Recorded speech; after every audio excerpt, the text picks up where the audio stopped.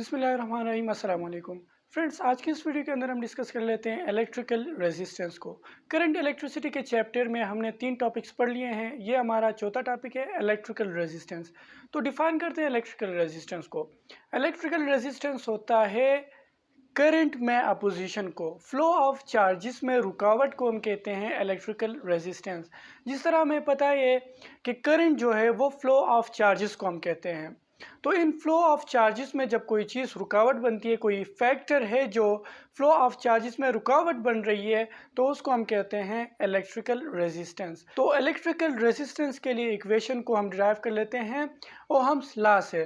तो Ohm's law को तो हम बेसिकली पढ़ चुके हैं, लेकिन मैं यहाँ पे आपको थोड़ा सा याद करवाऊंगा जिससे हम इलेक्ट्रिकल रेजिस्टेंस के लिए इक्वेशन जो है वो रीअरेंज कर पाएंगे।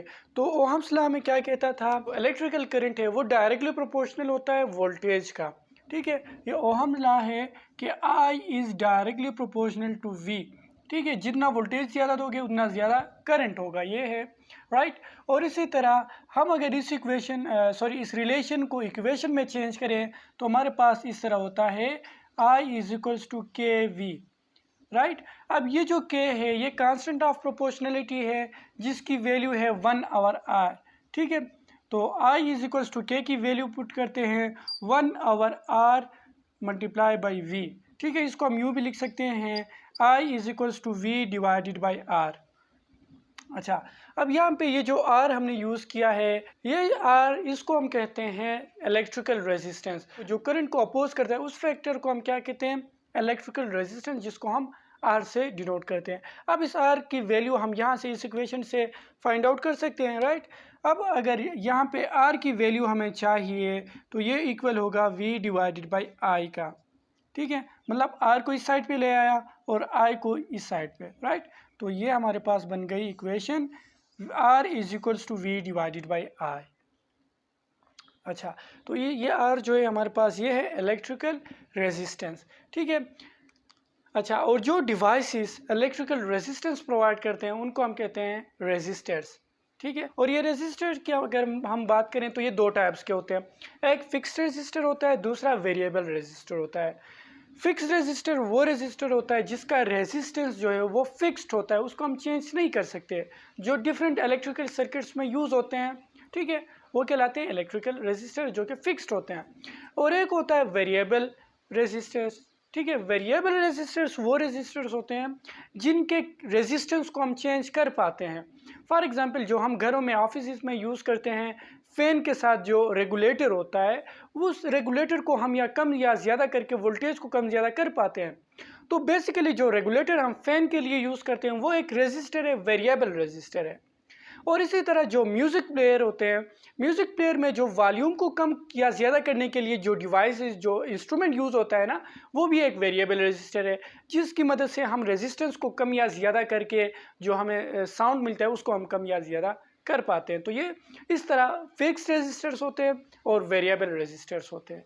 ठीक है, अच्छा, तो रेजिस्टेंस की यूनिट की अगर हम बात करें तो इसका यूनिट है ओहम। रेजिस्टेंस का यूनिट होता है ओहम, जिसको हम ओमेगा से रिप्रेजेंट करते हैं। ठीक है, ओमेगा एक ग्रीक लेटर है जिसका साइन मैं आपको यहाँ पे बना देता हूँ। ये वाला साइन जो है इसको हम कहते हैं ओमेगा। ठीक है, और ये यूनिट है रेजिस्टेंस का। ठीक है, यूनिट ऑफ रेजिस्टेंस। ठीक है, अच्छा, तो इस इक्वेशन से हम अगर रेजिस्टेंस के लिए यूनिट यहाँ पे निकाल दें तो रेजिस्टेंस का यूनिट क्या है, ohm will be equal to 1 ohm will be equal to, voltage का यूनिट क्या होता है, वोल्ट होता है, डिवाइडेड बाय आई का यूनिट एम्पियर होता है। ठीक है, 1 एम्पियर डिवाइड। अच्छा, तो हम यहाँ पे लिख पाएंगे 1 ओहम किस चीज़ के इक्वल होता है, 1 ohm is equal to 1 volt divided by 1 ampere. अब इसका क्या मतलब है, इसका मतलब ये है कि आप अगर बैटरी के ज़रिए 1 वोल्ट पोटेंशियल डिफरेंस दे पाते हो और वो डिवाइस जिसमें रेजिस्टेंस है, वो डिवाइसेस अगर 1 एम्पियर करंट को फ्लो करने का जो है परमिशन दे दे, तो उसमें उस डिवाइस में जो रेजिस्टेंस होगा वो 1 एम्पियर का होगा। अच्छा, तो इसके बाद हम डिस्कस कर लेते हैं जो रेजिस्टेंस है, इलेक्ट्रिकल रेजिस्टेंस, ये 3-4 फैक्टर्स पे डिपेंड करता है। ठीक है, तो उन फैक्टर्स को हम डिस्कस कर लेते हैं। उनमें सबसे पहला है हमारे पास factors on which electrical resistance depend. उनमें सबसे पहला है हमारे पास लेंथ है, ठीक है। लेंथ पे इलेक्ट्रिकल रेजिस्टेंस डिपेंड करता है। फॉर एग्जांपल आपके पास दो सेम मटेरियल है, एक का लेंथ कम है, दूसरे का लेंथ ज़्यादा है। जितना लेंथ ज़्यादा करोगे उतना जो है इलेक्ट्रिकल रेजिस्टेंस ज़्यादा हो जाएगा। मैं यहाँ पे लिख देता हूँ, length is directly proportional to R, ठीक है। फॉर एग्जांपल आपके पास एक जो है ये एक क्या कहते हैं, एक डिवाइस है, एक रेजिस्टर है, ठीक है। और दूसरा आपके पास है ये वाला जिसका लेंथ बहुत ज़्यादा है। तो जिसका लेंथ ज़्यादा होगा उसका रेजिस्टेंस भी उतना ज़्यादा होगा, ठीक है। और इसी तरह दूसरा फैक्टर है हमारे पास क्रॉस सेक्शनल एरिया, ठीक है। Cross sectional area, cross sectional area basically हम कहते हैं मोटाई को, सिंपली मोटाई को कहते हैं। फॉर एग्जांपल ये तो इसकी लेंथ हो गई, लेट सपोज ये मेरे पास मार्कर है, ये इसकी लेंथ हो गई। और ये जो इसका जो है डायमीटर या जिसको हम गोलाई कहते हैं, मोटाई कहते हैं, ये इसका क्रॉस सेक्शनल एरिया है। अब ये क्रॉस सेक्शनल एरिया किसी भी वायर का रेजिस्टेंस का जितना ज़्यादा होगा उतना रेजिस्टेंस कम होगा। जितना ये गोलाई, ये मोटाई जितना कम होगा उतना रेजिस्टेंस ज़्यादा होगा।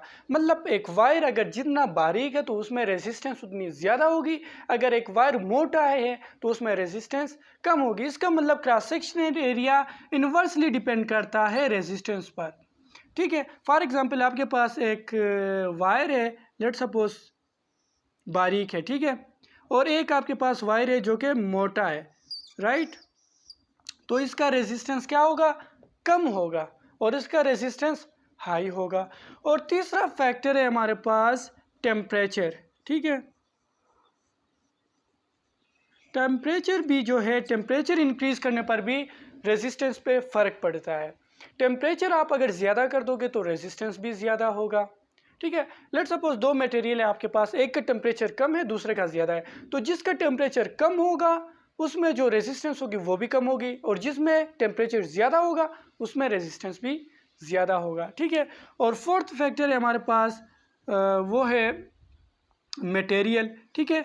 डिफरेंट मटेरियल के डिफरेंट रेजिस्टेंस होते हैं, ठीक है। अगर आप ले लो कपर का रेजिस्टेंस, उसके मुकाबले में गोल्ड का रेजिस्टेंस ज़्यादा होता है। तो डिफरेंट मटेरियल में जो है रेजिस्टेंस भी डिफरेंट होता है। तो ये चार फैक्टर्स थे जिन पर इलेक्ट्रिकल रेजिस्टेंस डिपेंड करता है। अच्छा, तो ये रेजिस्टेंस के बारे में हम पढ़ रहे थे। तो एक न्यूमेरिकल इसमें से सॉल्व करते हैं। लेट सपोज आपको दिया गया हो क्या कहते हैं, वोल्टेज। लेट सपोज आपको एक बैटरी से वोल्टेज मिलता है। लेट सपोज ये बैटरी का साइन है, राइट। ये पॉजिटिव है, ये नेगेटिव है। इसमें जो वोल्टेज है वो कंसीडर करते हैं 20 वोल्ट है, राइट। और आपको दिया जा रहा है वो एक डिवाइस है जिसमें से जो है जिसमें रेजिस्टेंस है, और वो अलाउ करता है उस डिवाइस में से करंट पास करने के लिए 10 एम्पियर को, ठीक है।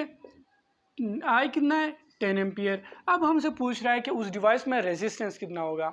उस डिवाइस को दिया जा रहा है 20 वोल्ट पोटेंशियल डिफरेंस, और वो अलाउ करता है 10 एम्पियर करंट उसमें से पास करने के लिए। अब उसमें रेजिस्टेंस कितना होगा, रेजिस्टेंस के लिए हम ये इक्वेशन यूज़ करेंगे, R is equals to V divided by R. So R is equals to V divided by I में हम ये पुट करेंगे तो ये हमारे पास कितना आ जाएगा, 20 वोल्ट डिवाइडेड बाई 10 एम्पियर, जो कि R हमारे पास आता है 2 ओहम, राइट। मतलब यह है कि उसको अगर 20 वोल्ट पोटेंशियल डिफरेंस कर देने पर 10 एम्पियर का करंट वो पास करने देता है तो उसका रेजिस्टेंस 2 ओहम है। अगर ये कम होता, मतलब 20 वोल्ट देने पर 10 एम्पियर के बजाय 5 एम्पियर अलाउ करता, तो इसका मतलब करंट को वो मज़ीद कम कर रहा है, तो उसका मतलब उसमें रेजिस्टेंस ज़्यादा है। तो रेजिस्टेंस भी फिर कितना बनता, 20 डिवाइड बाई 5 फिर 4 बनता। मतलब रेजिस्टेंस जितना इंक्रीज होगा उतना वो करंट को पास होने नहीं देगा। तो ये होता है रेजिस्टेंस। अच्छा, तो आज के हमारे लेक्चर में यही था। इंशाल्लाह इसके नेक्स्ट वीडियो में हम कम्बिनेशन ऑफ रेजिस्टेंस को स्टडी कर लेते हैं। और अगर आपको ये वीडियो हेल्पफुल लगी है तो वीडियो को लाइक करें, चैनल पे नए तो चैनल को सब्सक्राइब करें। मिलते हैं नेक्स्ट वीडियो में, तब तक के लिए अल्लाह हाफिज़।